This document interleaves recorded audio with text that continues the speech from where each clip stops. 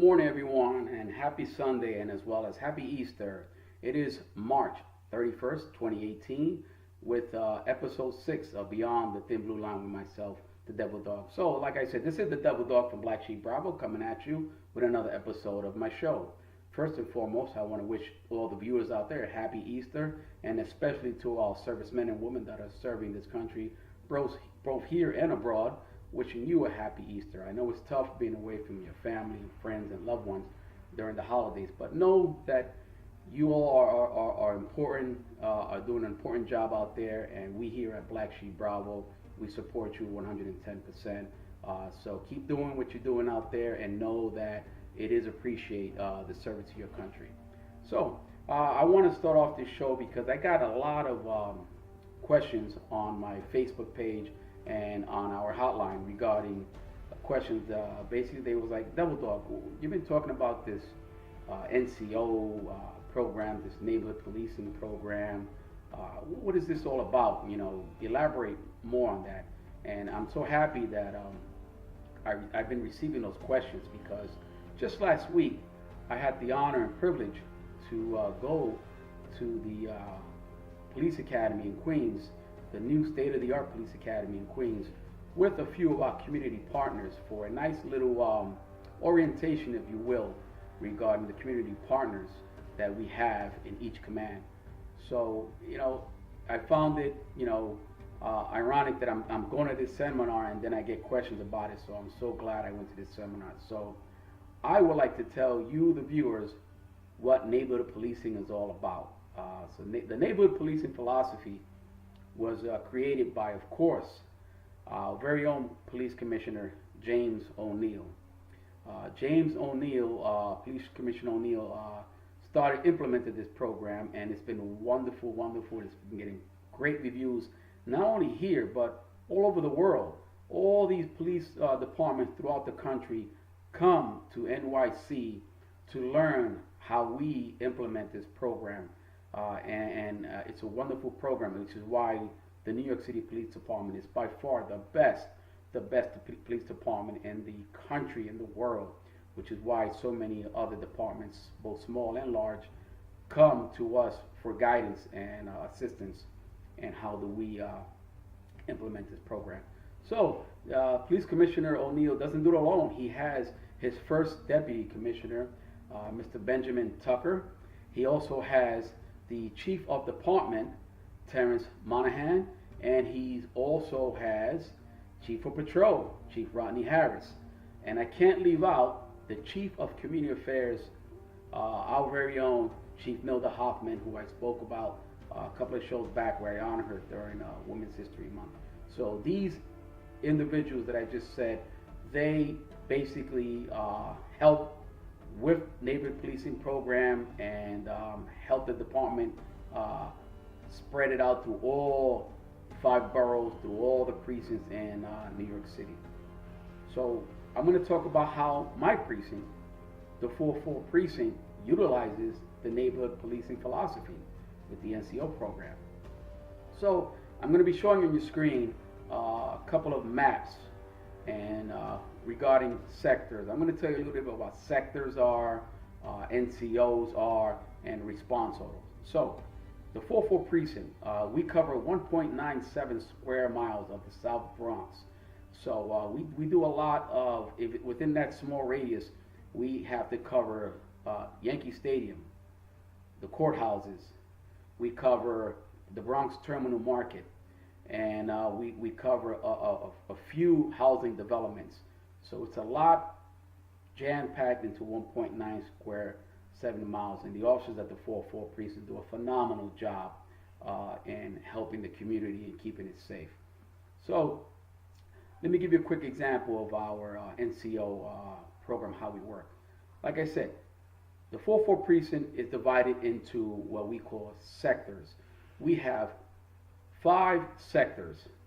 So for instance, we have sector Adam, Boy, Charlie, David, and Eddie.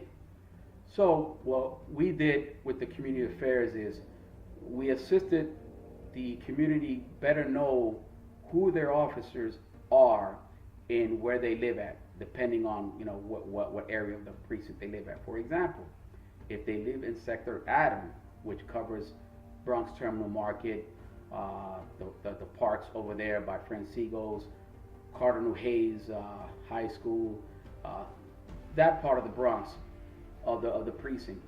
What we did is we created these maps, these sector maps, and these sector maps show the area that those officers cover, and the first two names you're going to see on the map are the NCOs.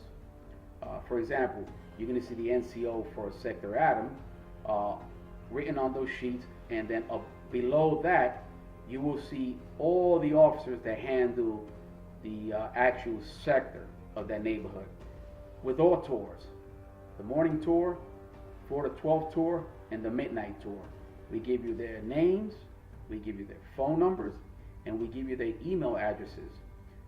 This basically alleviates a lot of the frustration that the community has when they call 911 regarding various quality of life issues. For example, the senior citizen that's trying to get into the building, and you have these guys out there smoking hookah or smoking marijuana in the lobby.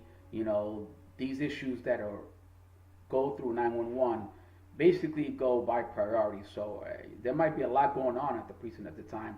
So this call for a quality life issue might go on the bottom of the list through 911, and by the time the unit responds, it's already an hour past, and it gets the community frustrated. So when you have these type of quality of life issues, you're going to have the available officers' phone numbers, all tours, all hours of the night. You'll be able to call them, shoot them a quick text, let them know, how are you? I live in 900 Grand Concourse.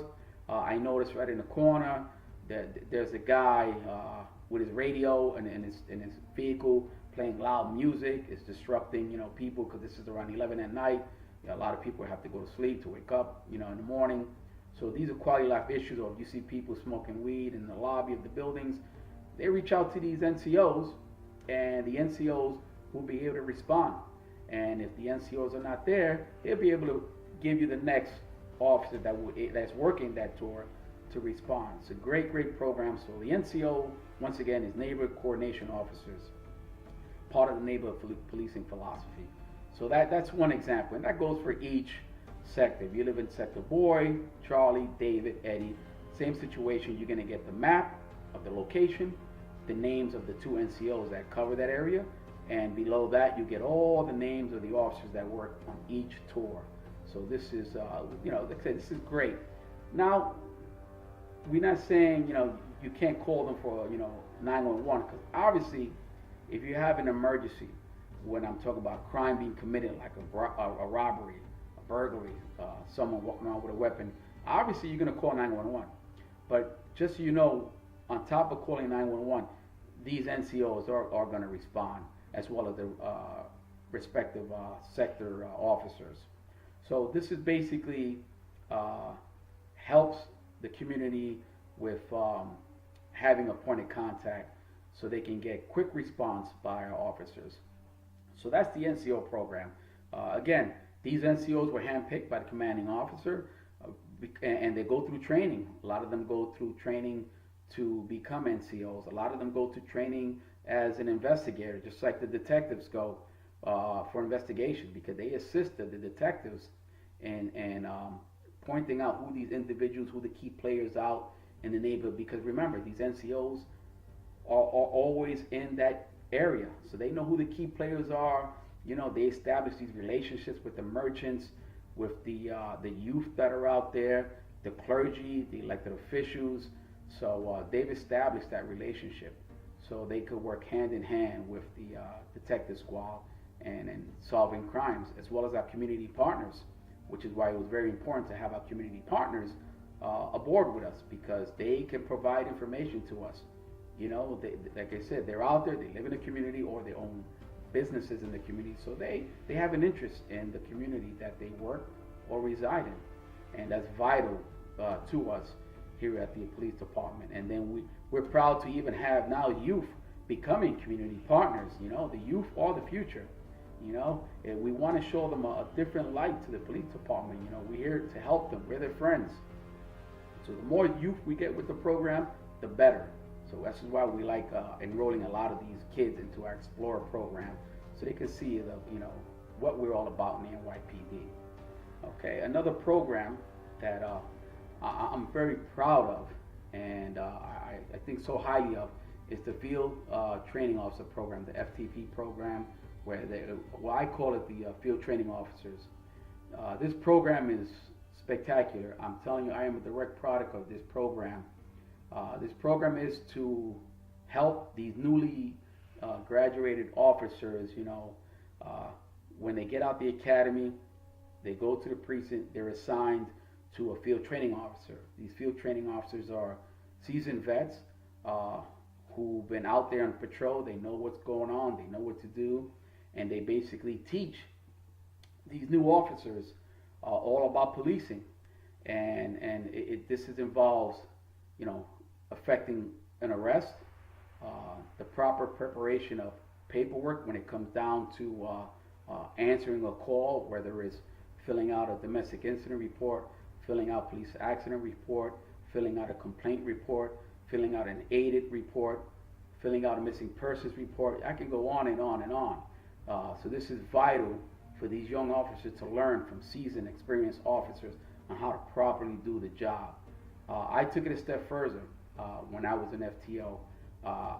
I taught my young men and women that being a police officer, of course, arresting and that type of, doing paperwork, and it's all fine, and that is part of policing. But I told them community interaction, community policing is vital.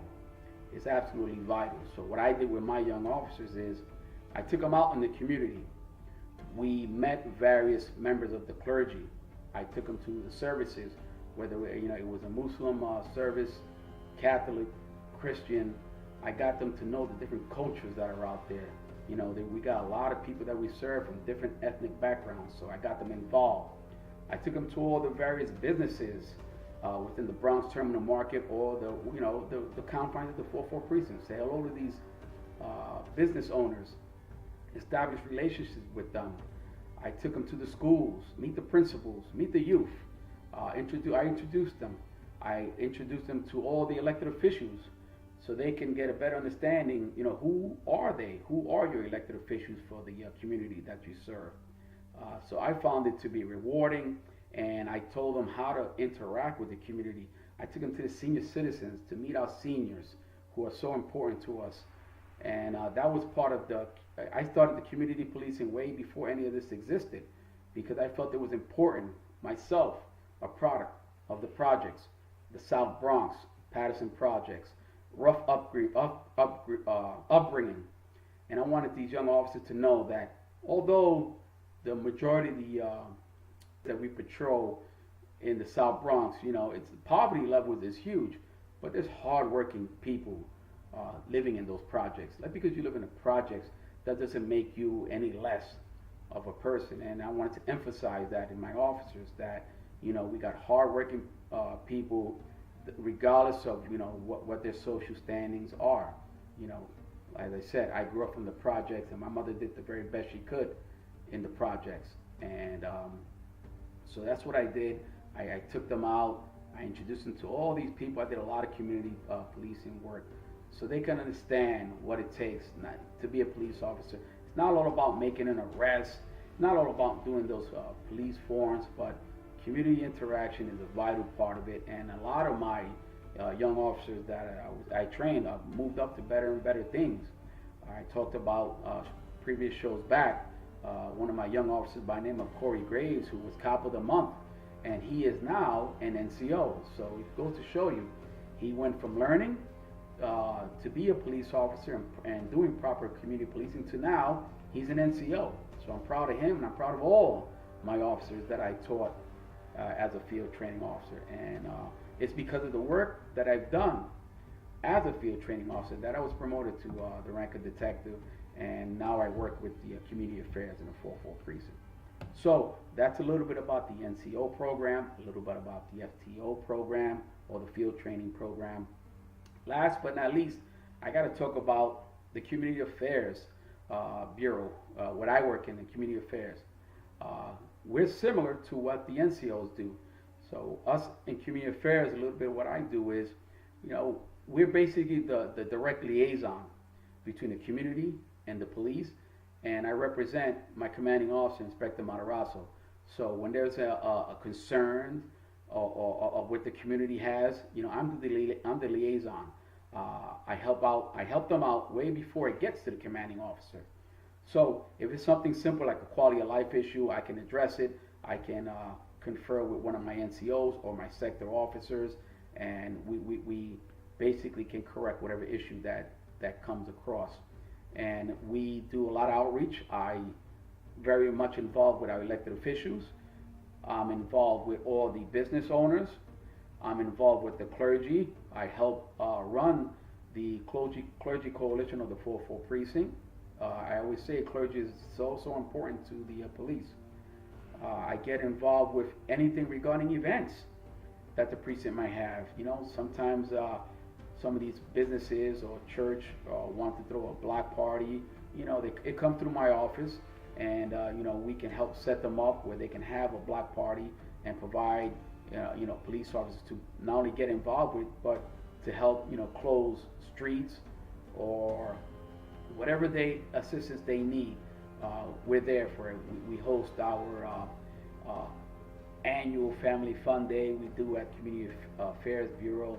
That's great. We have National Night Out in the precinct, which is always a wonderful time where we invite the community to take part. We have games, we have food, we have giveaways. It's a wonderful thing that's coming up in August. So we do a lot. We do the Halloween. We give out candy. We do our Christmas drive, which is the best part, where we go out and we give out gifts to the community, and it's wonderful. So we do a lot of community affairs. It might not seem like we don't, but we do a lot in the community affairs. And I myself do a lot of things that I give back to the community. And like I said, a lot of things, not only myself, a lot of officers do, goes unnoticed, and we don't need to keep advertising it. You know, I do a lot on my own time with the youth. I do a lot of mentoring with the kids and help get them into the right track. And a lot of these officers like that, they do so much that's unnoticed. And I was hoping, like I said, people, the viewers, to bring me those officers, give me their names so I can pay tribute to them. So a lot of negative stuff you've been hearing in the news, in the press about the police. And you know, this show here, Beyond the Thin Blue Line, we're here to give positive views about police officers within the New York City area and in the world. You know, it's not always have to be bad. Yes, sometimes you know, there's a few officers that, you know, stray the wrong way, but you know, don't label us. You know, don't. There's always a bad apple in every bunch. Don't label us. New York City Police Department is the finest police department. We have good officers, and you know, it's a shame that, you know, a lot of it goes unnoticed. But you know, we have good officers out here. I'm proud of everyone that serves in this uniform in the New York City Police Department. I'm proud to be part of the New York City Police Department. I also I left out before is when I talked about the response autos. So the response autos job is basically once these sector officers are handling multiple 911 calls, eventually they got to take about an hour or two to do community policing, go out to interact with the community. So that hour or two that these sector officers are doing their community visits, these response autos, these officers then pick up those 911 calls so that those sector officers can take the time to do community visits and the community policing. So these response autos are a lot of work, man. I give credit to those officers that handle response autos. And sometimes an FTO can become a response auto, because it's not always a unit just called, you know, field training officer auto. They're busy. That's the thing I give so much credit to these FTOs, on top of answering these 911 calls and looking after their young officers, and they have to take the time about handling all that to do their community outreach. So it's a tough job, and I appreciate what all you FTOs do out there. So thank you so much for your hard work and dedication to the program. Those officers that volunteered and were picked to become a field training officer. So also we have the NCOs. We have a website you can go to called Build the Block. When you log on to this website, you basically enter your address and they tell you the next meeting that the NCOs are going to have with the sectors in your area. For example, let's go with Sector Adam. So if Sector Adam is going to have a meeting, a community meeting, let's say at Cardinal Hayes on the Grand Concourse. So if you would type in your address that you're near there, it's going to tell you that next Build the Block meeting is going to be Cardinal Hayes. So I'm going to put it up on the screen, but the website is https://2